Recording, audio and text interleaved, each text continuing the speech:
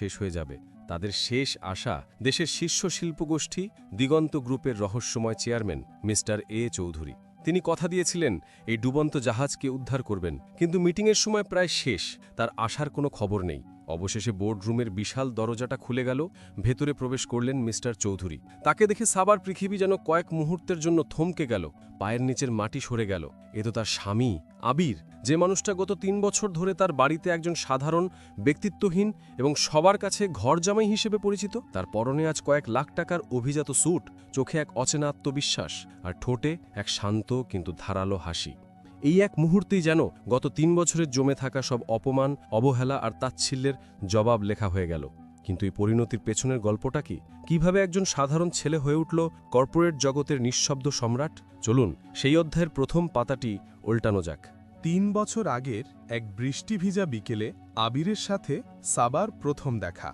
আবির ছিল একজন এতিম সাধারণ ছেলে, যার চোখে ছিল এক অদ্ভুত সারল্য। শহরের কোলাহল আর কর্পোরেট জীবনের যান্ত্রিকতায় ক্লান্ত সাবা সেই সারল্যের মধ্যেই এক ধরনের শান্তি খুঁজে পেয়েছিল।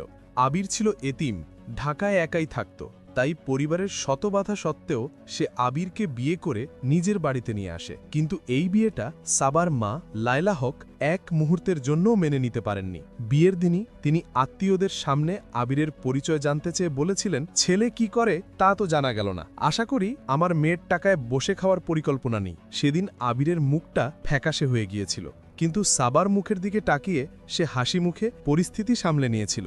বিয়ের পর থেকেই শুরু হয় আবিরের অগ্নি পরীক্ষা। লায়লা হকের চোখে আবির ছিল এক জীবন্ত ব্যর্থতা। তার কাছে জামাই মানেই হতে হবে সমাজের চোখে প্রতিষ্ঠিত কেউ, যার দামি গাড়ি থাকবে, ক্ষমতার দাপট। কিন্তু আবির ছিল ঠিক তার বিপরীত। সে বাড়ির প্রতিটি কাজ নিজের হাতে করত, বাগান পরিচর্যা থেকে শুরু করে বাজারের ফর্দ মেলানো, সবকিছুতেই সে ছিল পারদর্শী। একদিন সাবা তার বন্ধুদের নিয়ে বাড়ি ফেরে, বাইরে তাদের দামি গাড়িগুলো পার্ক করা। আবির তখন তার পুরনো যে টয়োটা গাড়িটি তার সেরা দিনগুলো পেরিয়ে এসেছে সেটি পরিষ্কার করছিল। সাবার এক বন্ধু তাচ্ছিল্যের সুরে বলে, কি রে সাবা, তোর ড্রাইভার তো বেশ হ্যান্ডসাম। সাবা লজ্জায় লাল হয়ে উত্তর দেয়, ও আমার স্বামী আবির। কথাটা শুনে তার বন্ধুরা এমনভাবে হাসতে শুরু করে